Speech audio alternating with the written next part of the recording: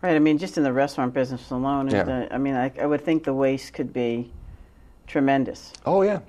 I mean, on these things, the balance between smiling when you say thank you for your order, would you like to buy French fries?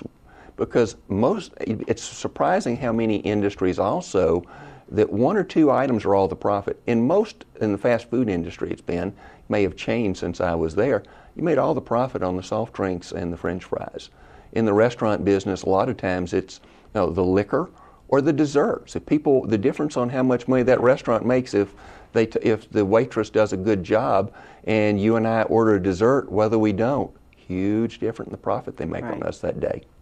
So then again, I think there it's too, knowing your customers, knowing what people are buying, using your marketing to, target some of those areas where you're going to get more money, and being mindful of the waste. So that sounds pretty basic when you mention it, and I think a lot of these issues are, but it's hard to do it. Right. I mean, people are out there. Why don't they do it though? Everybody is overwhelmed. I mentioned the example, I came back on these things. The numbers are so staggering in terms of everywhere you're being buffeted. And the other item is there's so much going on, people don't have time to do it.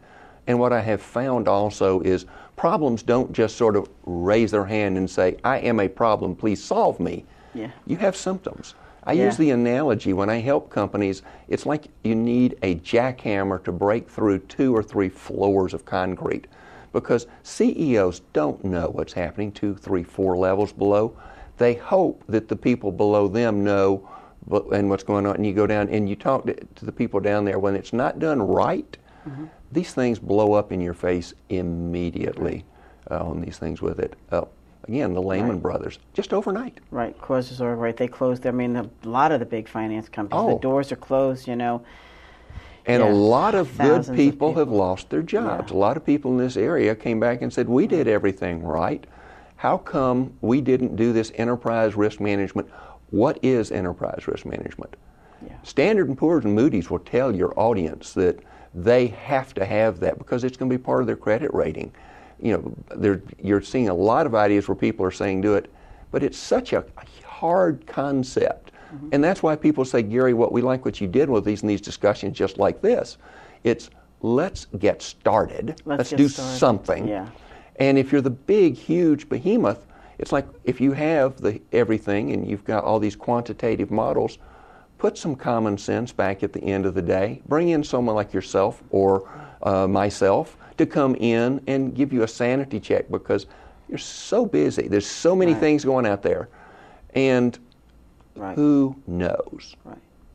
So then, for the smaller companies or the startups, I always say it's better to be proactive than reactive. So when it's smaller and when you're in the beginning stages, to answer those 5 simple questions and to put them in place right away is great common sense. You can look at everything from that perspective, and that's that risk management mindset.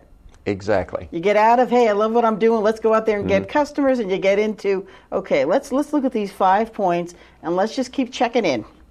Let's observe like you say in the restaurant industry. Let's see where the waste is going through. How much are we throwing out? Should we order less? Yada yada. However you want to do that.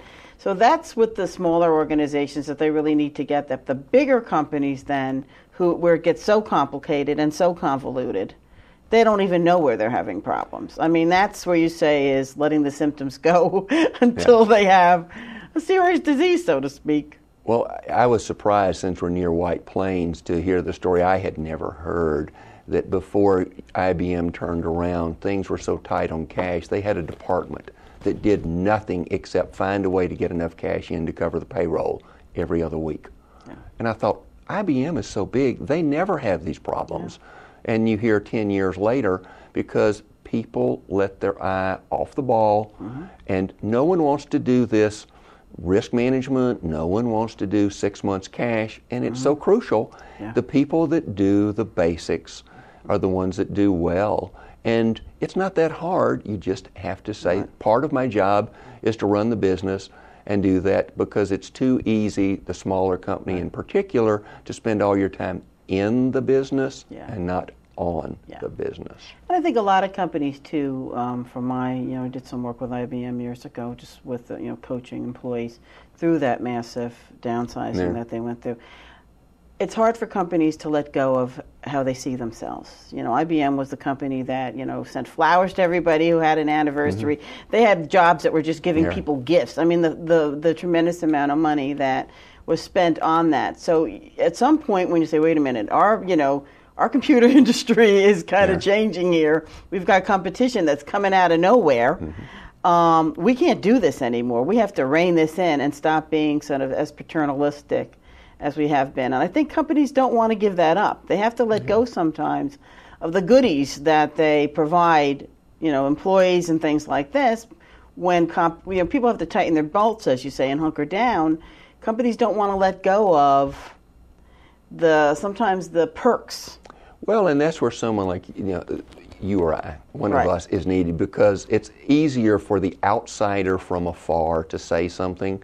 And if someone had said something in IBM before that, I mean, maybe the flowers would have gone away and the extra perks on the birthday, but there probably would have been more of those people at IBM that may have still been able to have kept a job in the other items if people had been more prudent and balanced that. Because it's not fun. I mean, part of the thing on doing this one is sometimes the outside consultant will write the memo that no one else wants to write. Everyone will tell you what it is. They'll even say, here it was, and you can usually find someone 2 levels down who couldn't communicate. But you need